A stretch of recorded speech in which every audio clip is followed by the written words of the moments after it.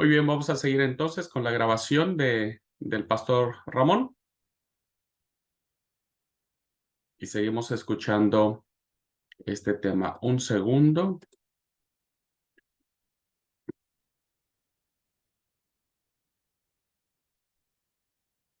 Ok.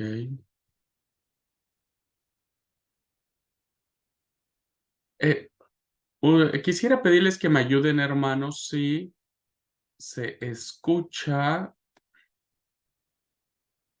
si se escucha bien ahora, por favor, necesito saber si el volumen está bien.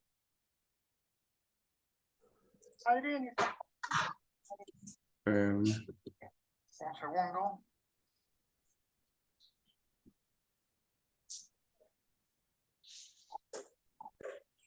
Déjenme ver en qué lámina nos quedamos. ¿Escuchan bien, hermanos, o el sonido del audio? Una parte que tiene que ver con Podría ser un poco más alto el volumen. diferentes tipos Sí, A ver, está ahí. bajito. de divorcio que existen o, diríamos, momentos o circunstancias. ¿Ahí se escucha mejor? Al respecto. Sí, Ahí se está escucha bien. mejor. Se llama categorías de divorcio. Bueno, aquí tienen la lámina.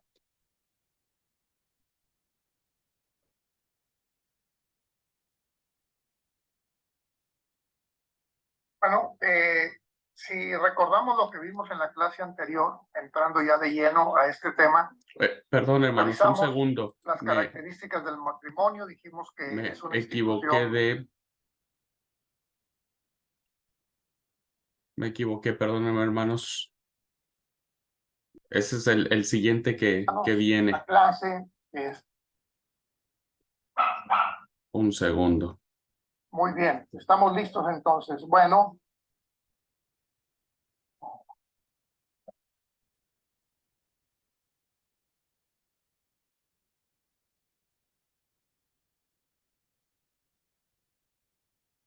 Ahora sí. teníamos este tercer propósito en el diseño matrimonial de Dios y que habla abiertamente de que es un matrimonio heterosexual, ¿verdad? Que hablamos un poco acerca de la homosexualidad, es una realidad que día con día se incrementa y que en ese sentido nosotros como iglesia deberíamos de tener una pastoral clara al respecto, ¿verdad? Porque muchas veces no sabemos cómo proceder. Y aquí yo quisiera compartir tres aspectos que son fundamentales para que como iglesia los tomemos en cuenta respecto de estos casos que se presentan en el seno de las congregaciones. Número uno, nosotros como cristianos y también imitando a Dios, amamos a todas las personas, independientemente de la preferencia sexual que tengan. Es un principio bíblico. De tal manera amó Dios al mundo que ha dado a su Hijo unigénito para que todo aquel, y cuando dice todo aquel, están incluidos todos los seres humanos, independientemente de el pecado o los pecados que se hayan cometido, ¿no? Eso hay que tenerlo en mente, hermanos. No discriminar, no rechazar, ¿verdad? Simplemente mostrar amor al ser humano, ¿verdad? La homosexualidad es un pecado entre muchos otros que agobian a la humanidad. Número dos, no estamos de acuerdo con la práctica homosexual, ¿verdad? Eso también es importante mencionarlo.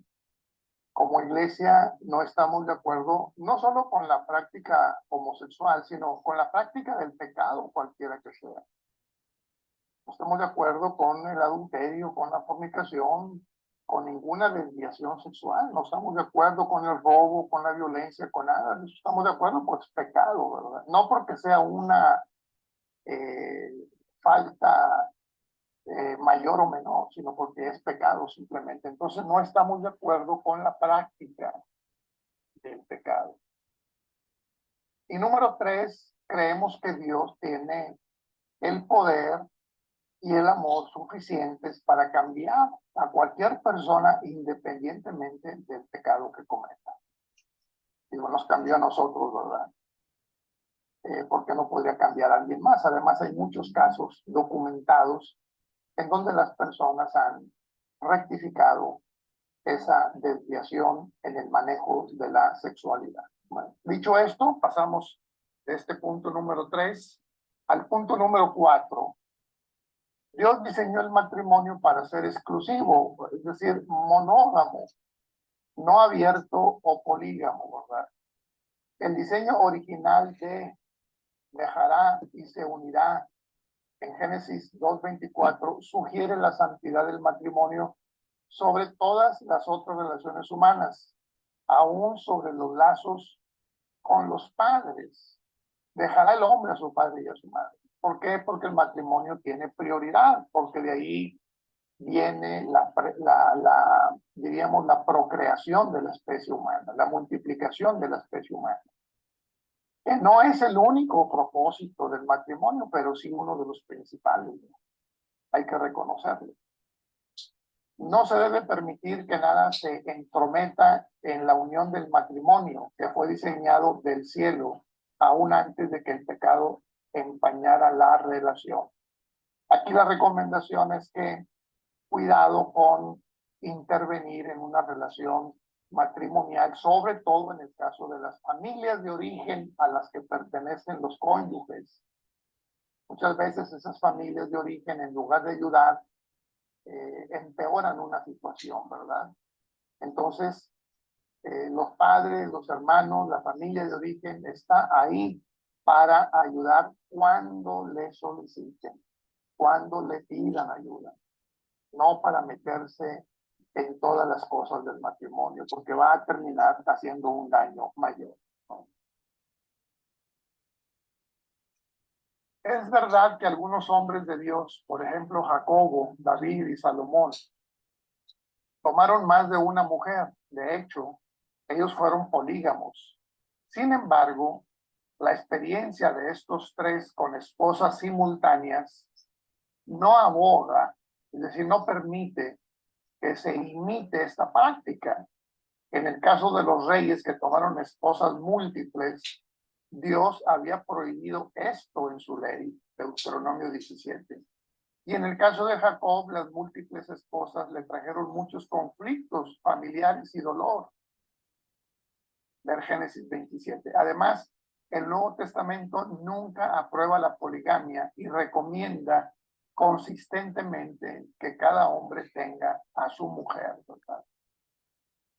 Yo diría, hermanos, además de lo que está escrito aquí, que no debe de ser, que no debe de practicarse la poligamia, no porque traiga muchos conflictos familiares y muchos dolores de cabeza, ¿no? No es tanto por eso, sino más bien porque no es la voluntad de Dios, porque no es el mandato de Dios fue de un hombre con una mujer.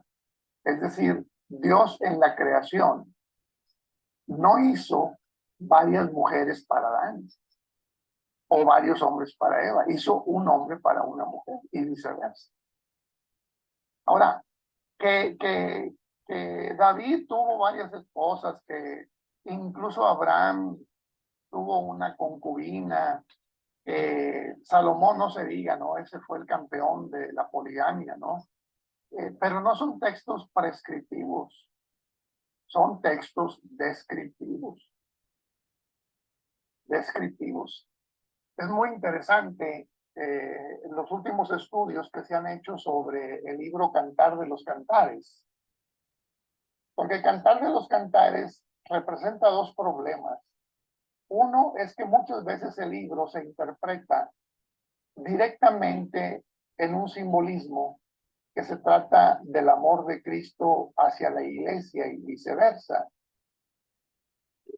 Y el otro problema es que el libro se le atribuye históricamente a Salomón, pero últimamente se ha encontrado que no, que no es así, ¿verdad?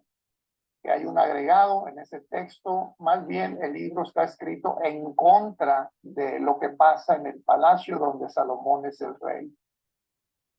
Un texto de Cantares dice que 60 son las reinas y 80 las concubinas y las doncellas 50. Eso es lo que tenía Salomón en el palacio.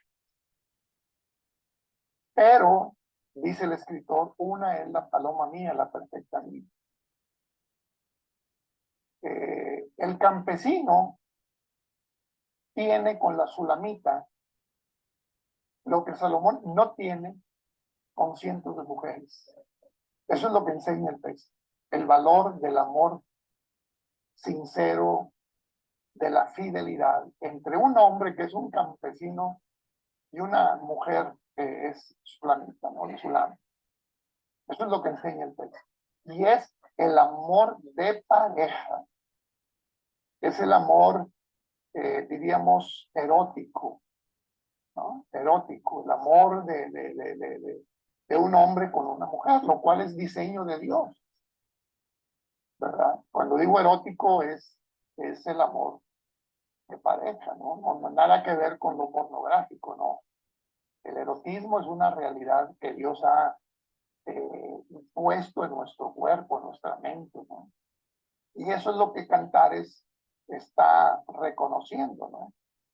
El campesino y la sulamita son más felices en su pobreza, viviendo en el campo con escasez, pero que se tienen el uno para el otro, de un amor maravilloso. Y no lo que pasa en las recámaras del palacio, donde Salomón está vuelto loco y termina realmente de muy mala manera. Realmente uno no se explica cómo un hombre puede ser tan sabio durante un tiempo y después tan torpe durante su etapa final, ¿no? Porque terminó adorando ídolos y haciendo una serie de improperios realmente muy, muy mal, ¿no? Muy mal. Entonces, Cantares es un libro que habla del amor de pareja y hay que verlo así en su primer momento, su primera lectura, su primera interpretación, tiene que ser en el contexto histórico. Y ya después vamos a lo simbólico, claro que sí, es también el amor de Cristo y de la iglesia, por supuesto que sí. Pero primero es lo primero y después es lo simbólico, primero lo literario y luego lo simbólico, ¿no? Entonces, este es el punto número 4 de los principios de Dios para el matrimonio. Número 5, Dios diseñó el matrimonio para que fuera permanente, no temporal. Las palabras se juntarán del primer pasaje de Génesis 24 del capítulo 2, también traducidas como pegará o unirá, comprueban esta verdad.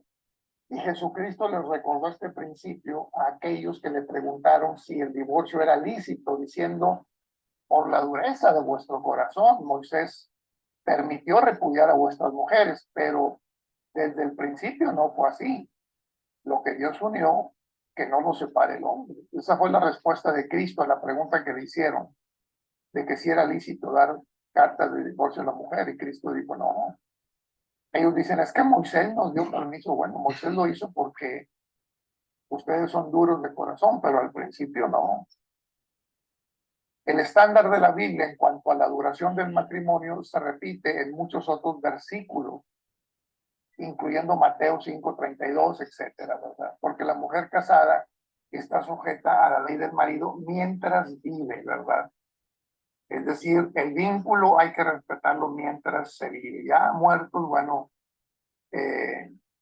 usted se puede casar, cualquier persona, al siguiente día si usted quiere y no se comete ningún error, ¿verdad? 6. Dios diseñó el matrimonio para que fuese una relación en la cual se consiguieran los hijos, en donde nacieran y se les alimente para convertirse en adultos. Esto está implícito en Génesis 2:24, y serán una sola carne. Y estaban ambos desnudos, Adán y su mujer, y no se avergonzaban. Si bien es cierto que la sexualidad humana sirve para los propósitos perdón, para otros propósitos aparte de la reproducción, como muy bien lo afirman Proverbios y Cantares, todavía el regalo del sexo que Dios nos da está atado a la naturaleza humana para procrear, y como está escrito en su palabra, es un asunto del matrimonio. El matrimonio, hermanos, tiene como principal propósito, diríamos, por supuesto, la procreación, henchir y multiplicar la tierra. Por supuesto, claro que sí, pero eso no implica que no haya una gratificación sexual en el matrimonio. La prueba de ello es que la mujer, por ejemplo, no necesariamente puede fecundar en cualquier día de su periodo menstrual. ¿Qué quiero decir con esto? Pues que para tener hijos habrá que, diríamos, fecundar un óvulo, y el óvulo es producido por la progesterona de la mujer en su matriz, pero no es algo que se dé todos los días. Si así fuera, ¿no?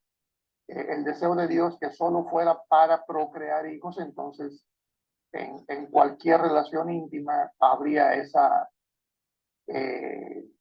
realización, esa realidad.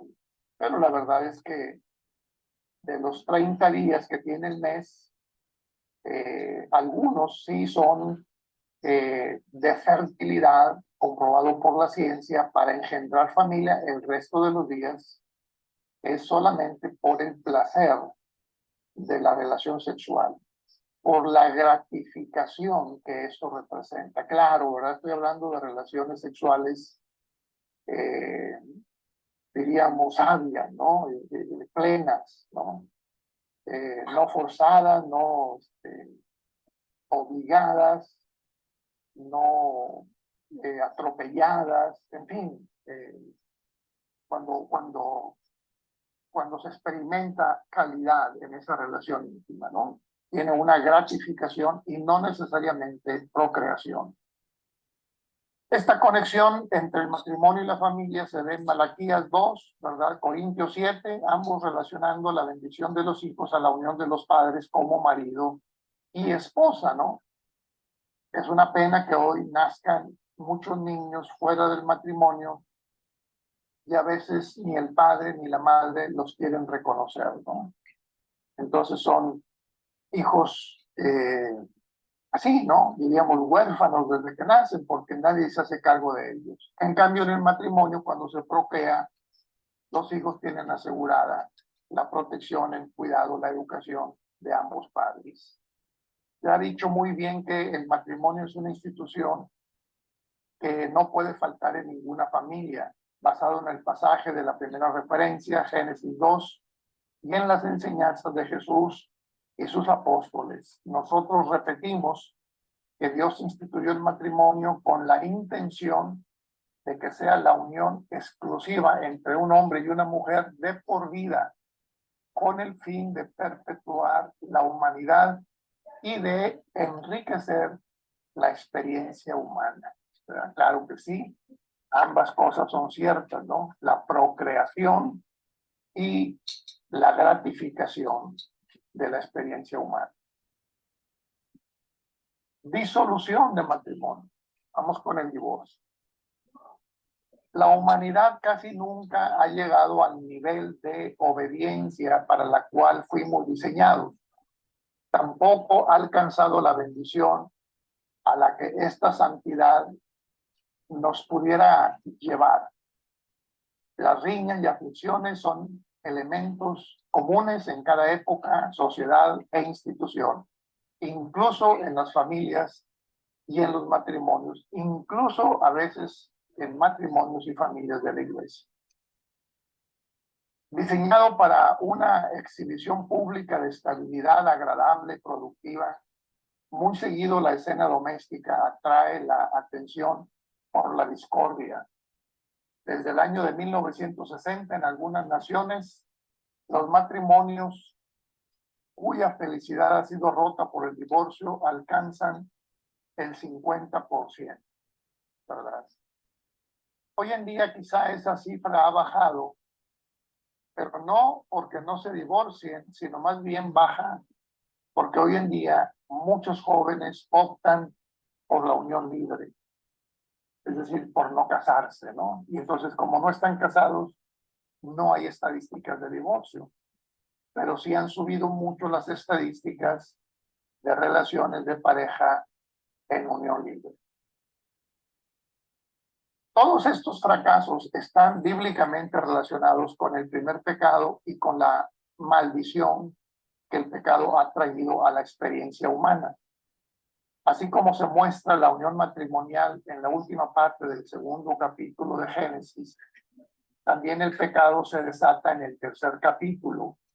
La felicidad matrimonial destinada para la primera pareja es probada tremendamente.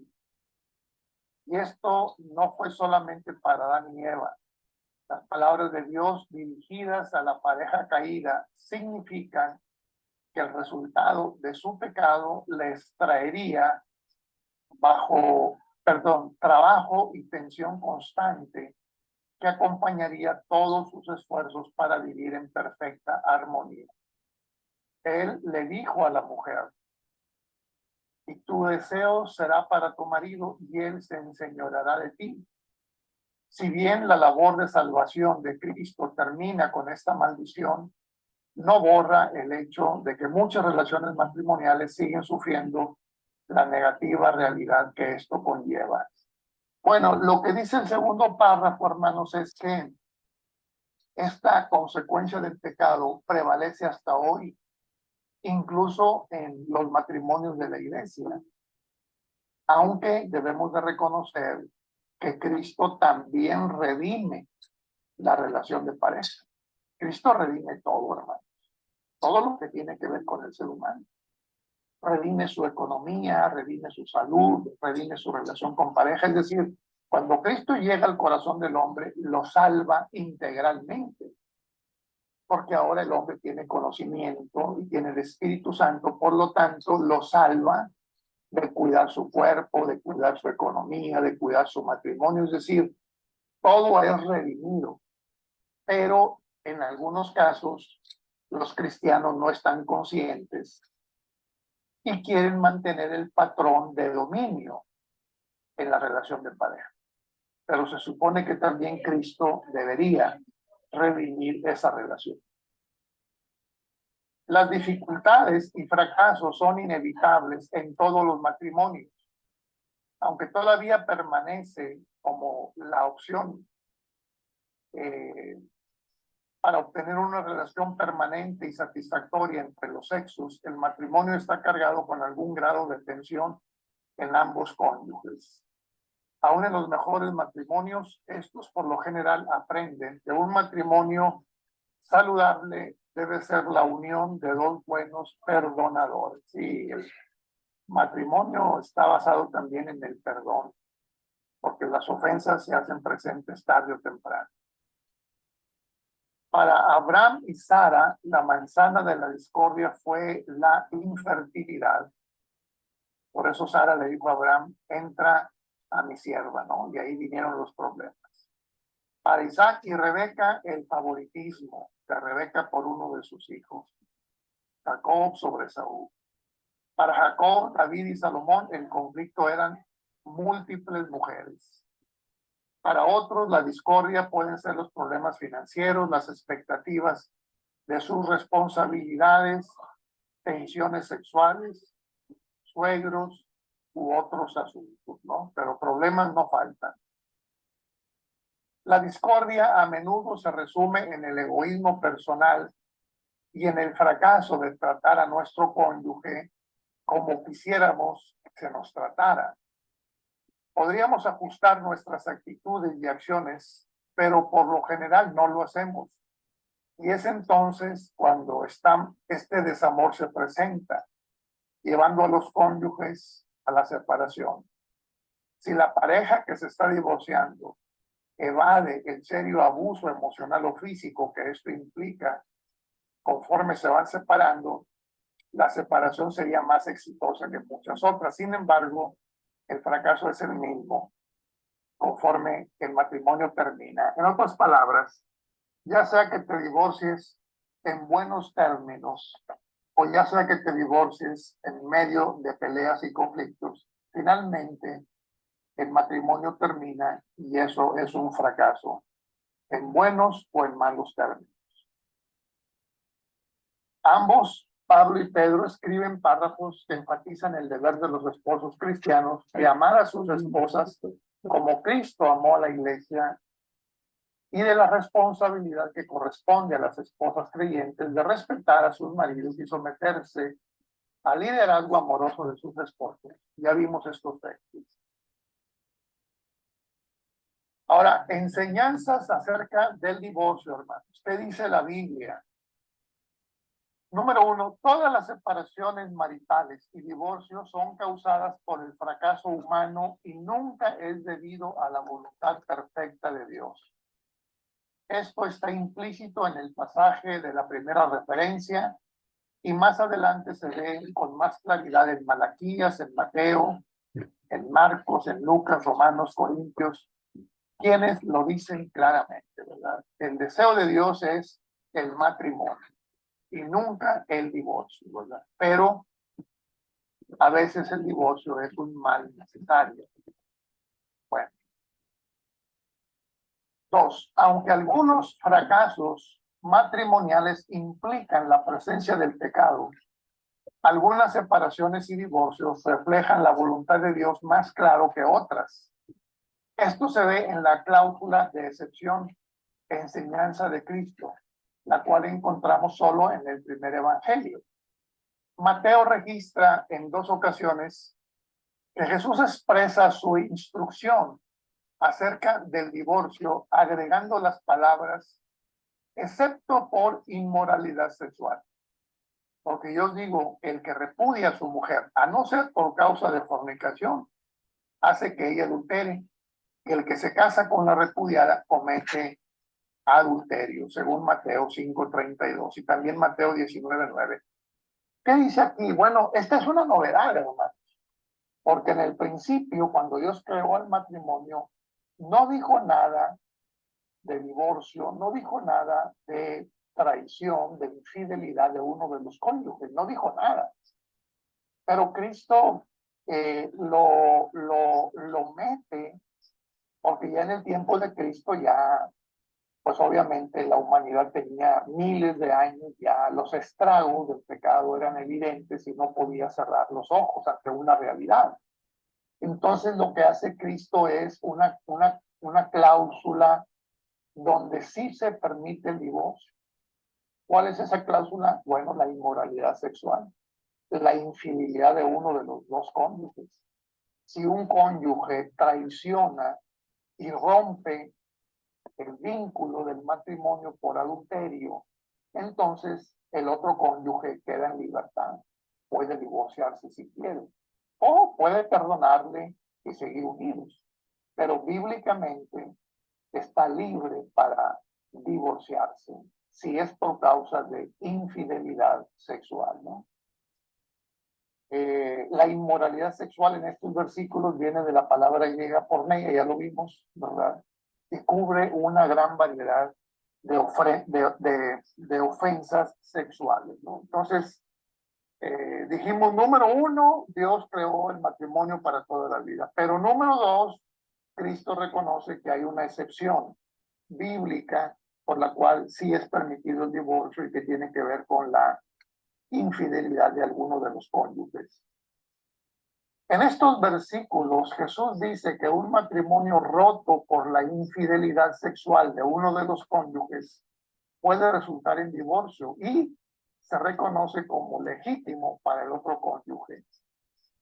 Entonces, la inmoralidad sexual es un motivo de ruptura del matrimonio de acuerdo a lo dicho por Cristo y es la única excepción a la regla del matrimonio para toda la vida.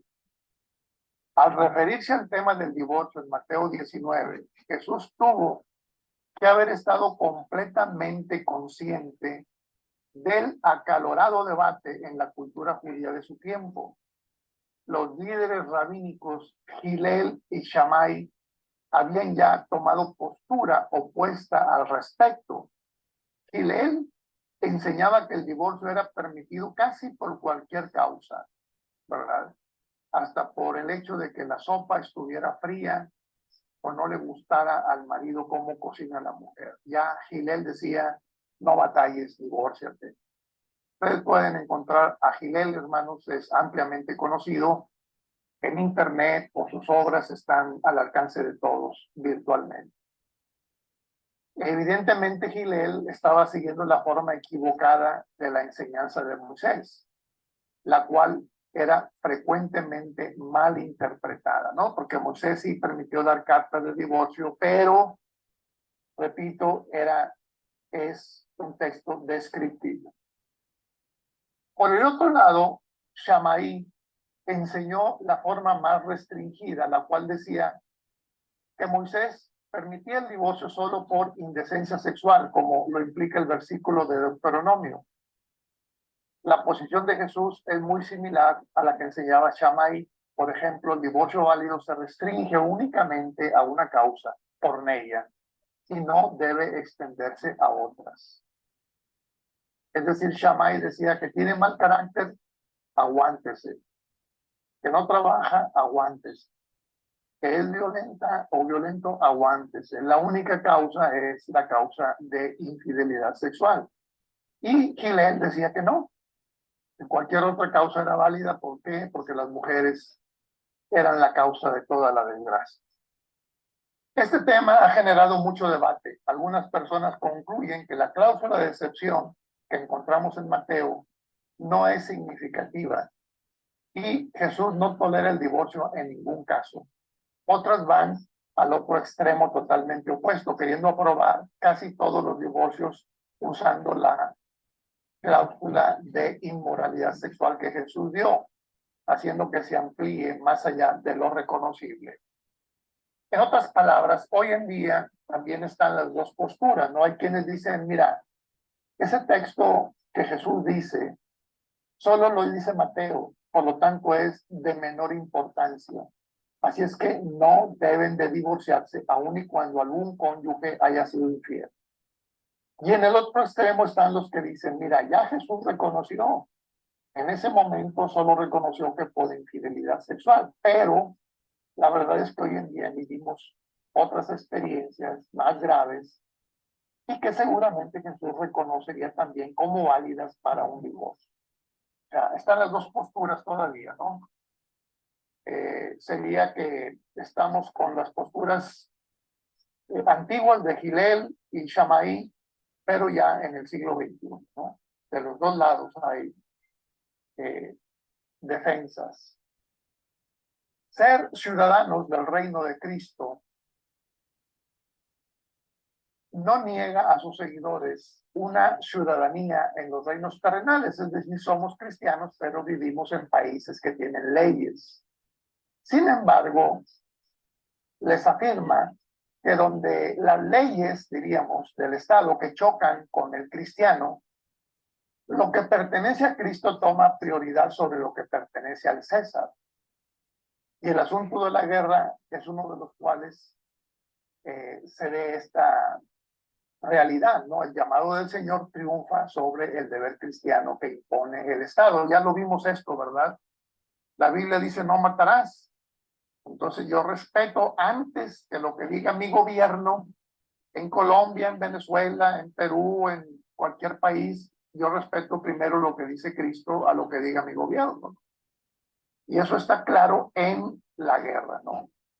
Vamos a no matar a nadie, vamos a curar a los enfermos.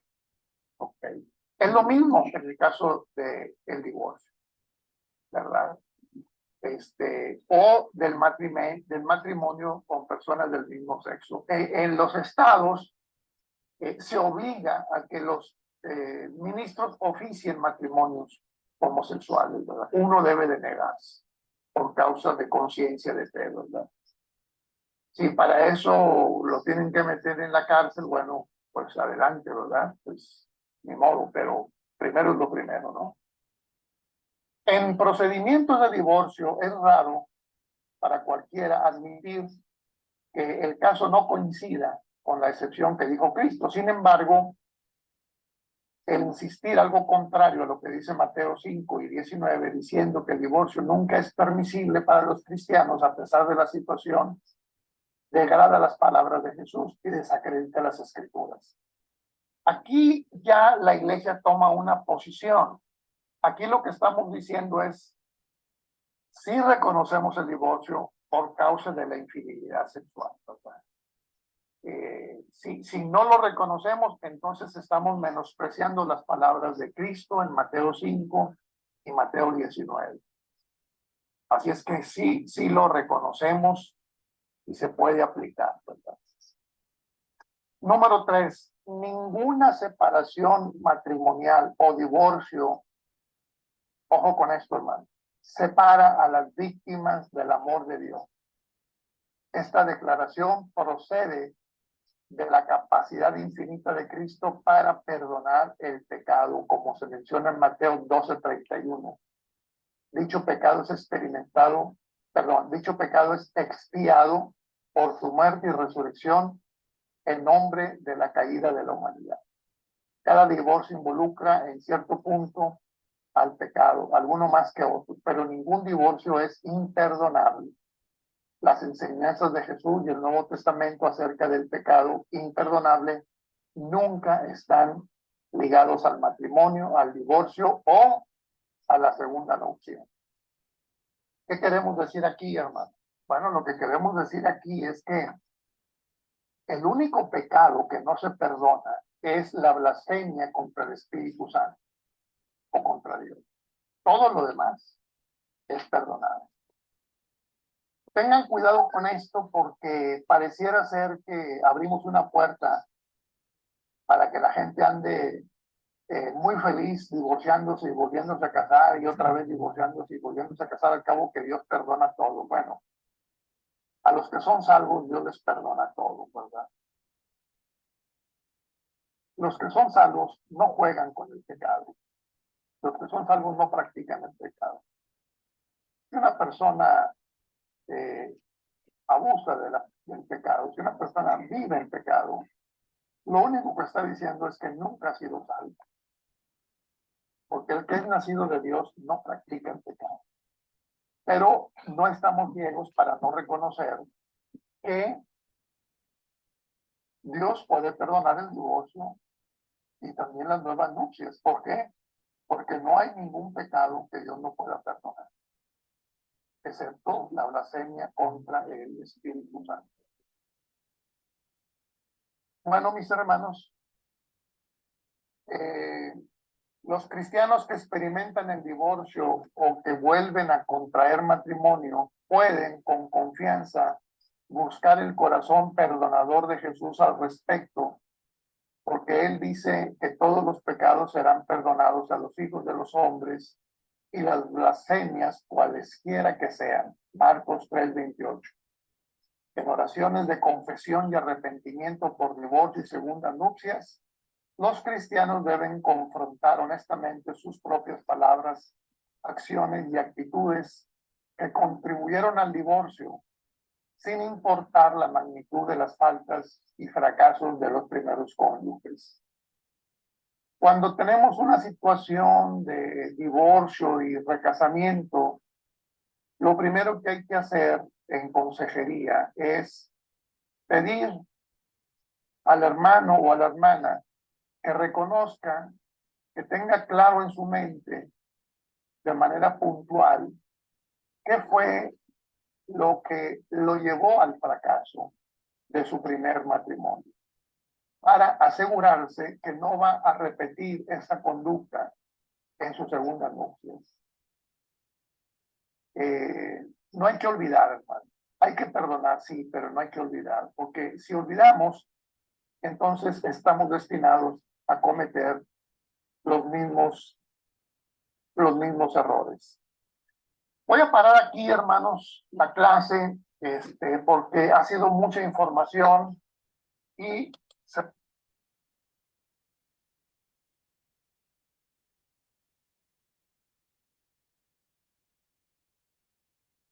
Muy bien, hermanos, llegamos a esta parte que nos está comentando el pastor y faltaría una parte más.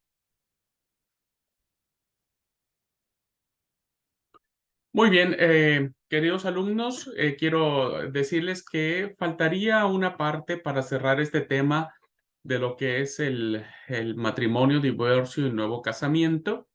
La otra parte estaré subiendo a la plataforma para que ustedes lo puedan estudiar, lo puedan ver y puedan terminar este tema. Ahora voy a alargar la parte donde el pastor explica el trabajo final. Voy a pasar esa parte del video. No le hagan caso al tema de la fecha de entrega. Eso yo les voy a decir después de que termine la grabación. Les voy a decir la fecha de entrega del trabajo final. ¿Ok? Entonces voy a compartir la grabación.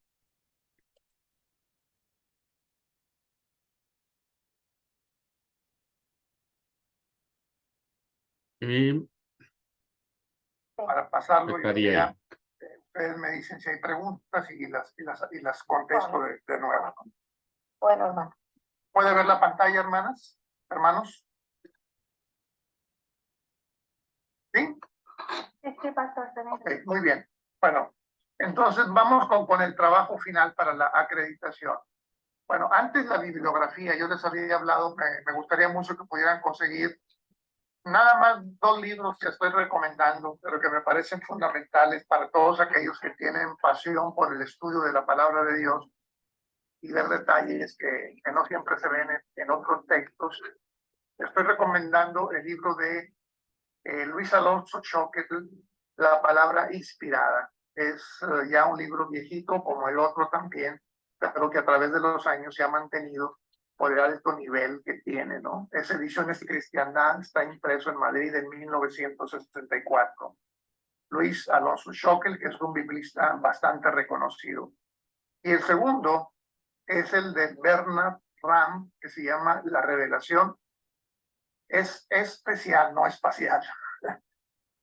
Debe ser especial, y la palabra de Dios. Este es un texto de Biblioteca de Estudios Teológicos, editorial Aurora de Buenos Aires, Argentina, también de 1967. Entonces, estos son los 2 textos para considerarlos. Y luego, obviamente, el fundamento doctrinal de la Iglesia del Séptimo Día de México, que estuve utilizando. Y finalmente, el texto que se llama En esto creemos, de la Conferencia General de la Iglesia del Séptimo Día. Yo les voy a hacer llegar el cuarto, el texto de En esto creemos. Lo voy a poner al alcance de ustedes a través del hermano director hermano Abraham, para que lo tengan a la mano.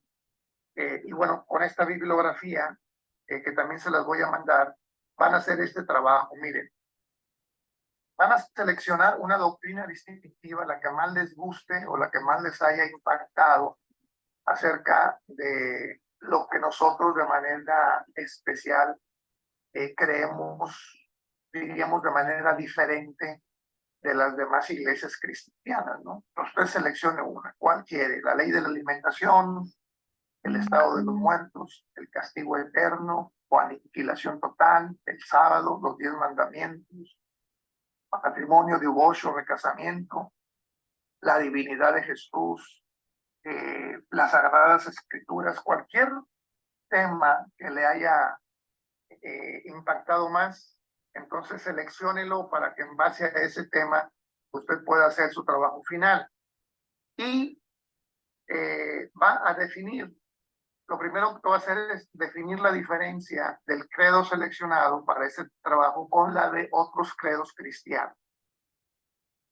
Por ejemplo, en este último punto que vimos, nosotros creemos que Jesús estuvo en la tumba 3 días y 3 noches completos, que murió un miércoles y resucitó un sábado.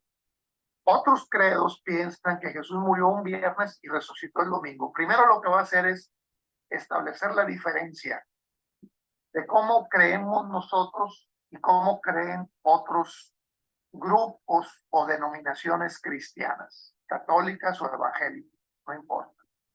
Se va a establecer la diferencia. Nosotros creemos en que Jesús fue 100% divino o es 100% divino.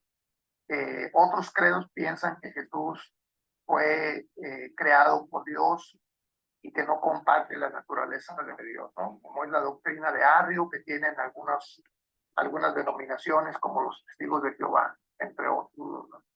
Pues establezca las diferencias.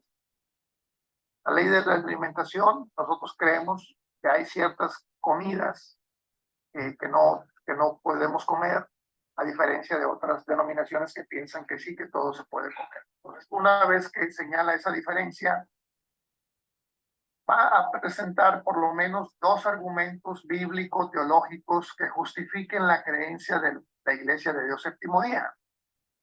Entonces, otra vez, escogemos el tema, establecemos la diferencia de cómo creemos nosotros y cómo creen otros credos, y luego vamos a presentar por lo menos 2 argumentos bíblicos explicados, es decir, explicados teológicamente, que justifiquen la creencia de nosotros, ¿verdad? ¿Por qué creemos lo que creemos?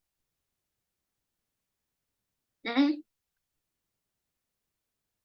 la extensión del escrito no debe de ser mayor de 1000 palabras, buscando una fuente Arial en tamaño de letra número 12.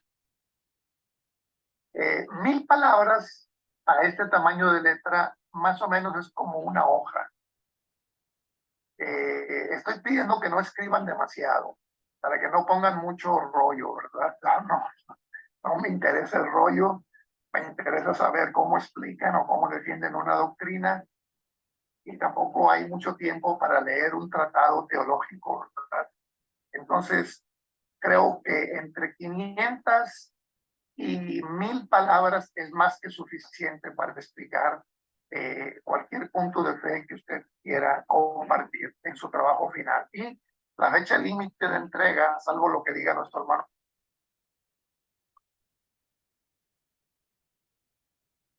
Muy bien, hermanos, pues esta sería la especificación del trabajo final.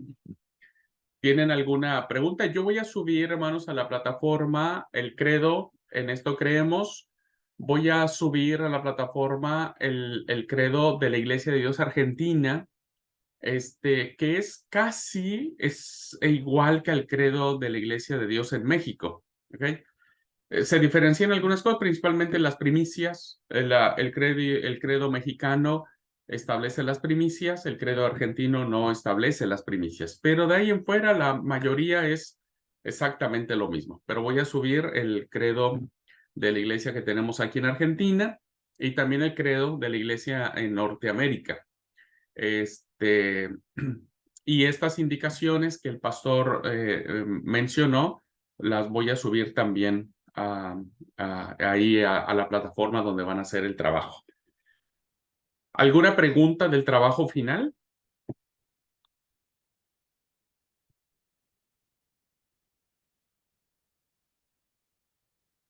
Bueno, para aclarar, hermano, para aclarar, es tomar...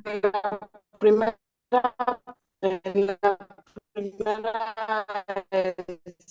Esme,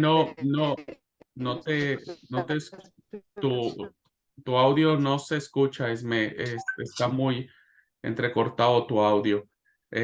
Hermana Amanda, perdón. con internet. Si querés escribirlo en el chat, a lo mejor ahí nos ayuda un poco mejor. Hermana Amanda. Le entendí al pastor que de todas digamos, las doctrinas que hay en la Iglesia de Dios Séptimo Día, sacamos un tema, digamos una, ¿cierto? Ejemplo, el matrimonio. Y Ajá. hacemos los comparativos en las diferentes que hay de México, bueno, no sé, Colombia, yo tengo el mío acá. No. O cómo, No. no le entendía bien. No. Ustedes van a tomar un punto doctrinal, el que ustedes quieran, ¿verdad? El matrimonio, Sí. por ejemplo. Bueno, una vez que ya lo ven, tienen que investigar en otros credos de otras iglesias, de otras denominaciones religiosas. Ya, ahora sí, ya ¿Ok? que. Por ejemplo, pongo un ejemplo. Nosotros creemos que el del divorcio, una persona que comete adulterio y otras cosas que comentó el pastor, puede darse el divorcio. Si lo comparamos con el credo católico, los católicos creen que no, porque ellos creen que solo el divorcio lo puede otorgar el Papa, por ejemplo, ¿verdad? Porque el sacerdote ata los espíritus en el cielo y entonces el único que puede desatar los espíritus en el cielo es el Papa. Entonces, esa es una diferencia. Tienen que hacer este contraste de lo que nosotros creemos con otro credo. Decir, bueno, nosotros creemos que el divorcio puede darse por causa de porneia, en la Iglesia Católica no, y ver otros credos cómo tratan el tema del divorcio, por ejemplo, ¿no? Luego tienen que hacer un argumento bíblico-teológico, es decir, por qué nosotros creemos ese credo que ustedes eligieron decir. Ya viene como una justificación, un credo, lo que ustedes podrían escribir como defensa. Evidentemente tienen que poner textos bíblicos, tienen que poner alguna referencia de algún comentario bíblico, etcétera. Entonces son dos argumentos, por lo menos, dice el pastor, que defiendan que nosotros lo que creemos está basado en la palabra de Dios.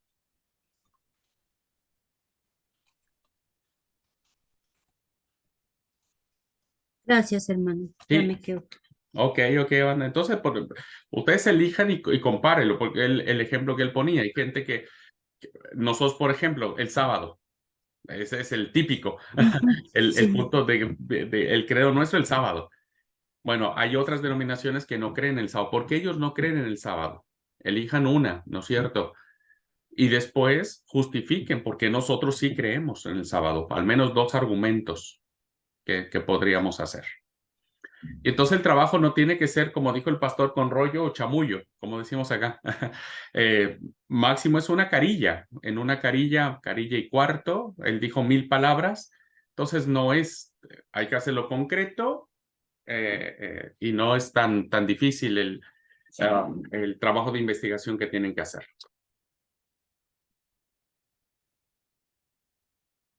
¿Alguna pregunta, hermanos, sobre el trabajo final? La fecha ya no la escuché porque está muy mal mi internet. No, está bien tu internet porque todavía no damos la fecha. Es que me sacó otra vez de la reunión.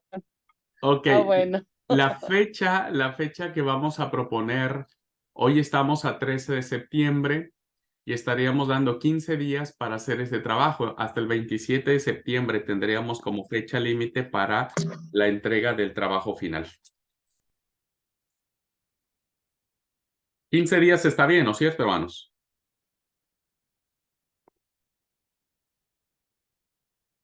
Para el trabajo está bien. Sí, yo creo que sí. estaría bien. Muy bien, 15 días. Ustedes saben que lo pueden entregar antes del 27, pero hasta el 27 sería la fecha límite. ¿Mm? ¿El material más o menos cuándo va a estar en la plataforma para así Ahora mismo. arrancar? Ahora mismo Dale. subo los materiales a la plataforma. Y también voy a Buenísimo. subir, porque ya no dio tiempo, pero si ustedes quieren ver ese tema, voy a subir el tema de los 3 días y las 3 noches que Jesús estuvo en la tumba. Que ese es otro punto doctrinal que nosotros tenemos. Entonces eso lo dejo ahí en la plataforma por si alguien quiere tomar ese punto de fe, pues vean esa clase, ¿no es cierto? Entonces aprovechen las clases, elijan uno que hayan visto en clase, vean esa clase, retomen los argumentos que el pastor dio, hagan su propio análisis, su propia conclusión y eso escriban en su trabajo final. Una pregunta. Mande. Los dos argumentos que tenemos que presentar son los que certifican nuestra creencia, por qué Claro, creemos. Claro. No claro. lo que los otros creen, eso no. No, es lo que nosotros justificamos, por qué creemos lo que creemos. Está bien, gracias. De nada, por eso decía, usen textos bíblicos, usen algún comentario. Eso va a estar lindo, eso va a contar mucho para el pastor Ramón se fija mucho en esos detalles. ¿Ok? Bueno, hermanos, pues entonces si no hay ninguna otra pregunta, bueno, entonces quedamos así. Voy a subir la segunda parte la tercera parte más bien de la clase de matrimonio, divorcio y nuevo casamiento. Voy a subir también la clase que dio el año pasado sobre los 3 días y las 3 noches que Jesús estuvo en la tumba. Y voy a subir los 2 materiales, tanto en Esto Creemos de Argentina, de la conferencia en México. Yo no sé la conferencia colombiana. Me imagino que tienen el credo mexicano, Amanda. Ahí tengo duda. No sé qué credo maneja la iglesia Creo colombiana. que sí, pero espéreme que yo por acá lo tengo. A ver, eso tengo duda. La verdad que nunca le he preguntado al pastor Jorge Forero en cuál credo se basan. Ya miro aquí, a ver qué dice por acá. Solo hay como esos 2 que circulan, o el mexicano o el norteamericano. A Aquí, ver, acá aquí en dice Argentina usamos el mexicano. acá dice fundamento doctrinal. Esto no, ta, ta, ta. Fundamento doctrinal es una publicación editada por la Iglesia de Dios, Universal Código tal, ¿La dirección es de allá? Cuernavaca, dice Ok. acá. Siguen el credo mexicano entonces. Ah, sí. Está bien. Igual que nosotros aquí en Argentina. Entonces no cambia mucho. ¿Ok? Bueno, hermanos, pues Dios les bendiga. Nos vemos mañana en la clase de profetas. Aprovecho para acordarles. Nos vemos mañana en la clase de profetas. Bueno, gente linda, Dios les bendiga. Un abrazo para todos. Bendiciones para Bendiciones. todos. Bueno.